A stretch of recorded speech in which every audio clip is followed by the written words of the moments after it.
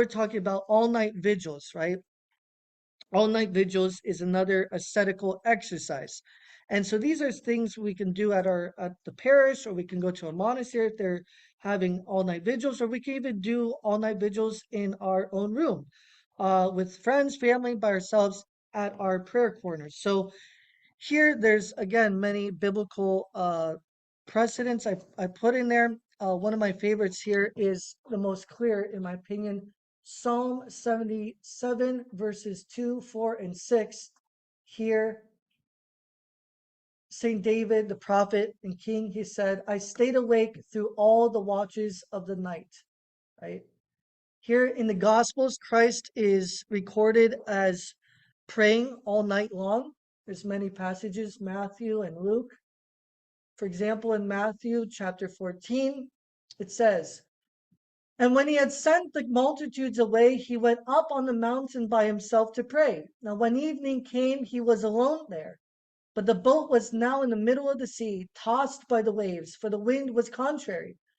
Now, in the fourth watch of the night, Jesus went to them walking on the sea. So that part right there where it says, now in the fourth watch of the night, that basically means it was, so he essentially went up the mountain to pray at night, at the beginning of evening, and he didn't come down from the mountain until basically 3, 4 in the morning.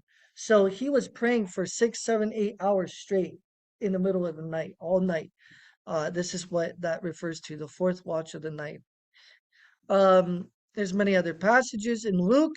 Very clearly, it says, now it came to pass in those days that he, meaning Jesus, went out to the mountain to pray and continued all night in prayer to God. So this is some biblical basis for all-night vigils, if you were curious about that.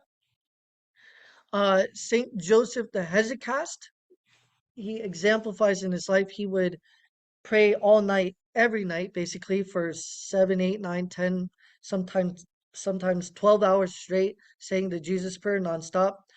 And why did he do this? Well, Elder Ephraim, one of his disciples, says that he, St. Joseph, struggled hard against sleep because he saw in practice that no asceticism, no asceticism brings as many blessings as deprivation of sleep for the sake of prayer. So it's very, very, very beneficial for our soul when we stay awake in the middle of the night for several hours on end in prayer. Here another beautiful quote from another saint of our church, Saint Akakios of Kassokhalivia, that's on Manathos in Greece. He says very beautifully, nothing increases sinful desires more than excessive sleep, and nothing subdues them as much as sleeplessness.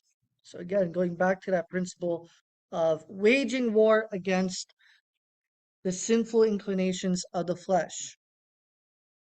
Here another elder from Manathos, he says, we asked the blind elder Simeon, the Kassokhalivitian, meaning he was from Kassokhalivia, that's one of the areas of Manathos.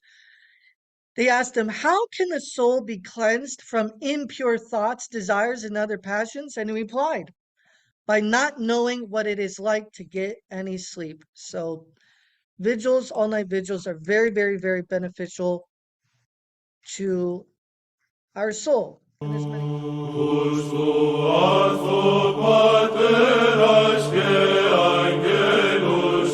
Pater,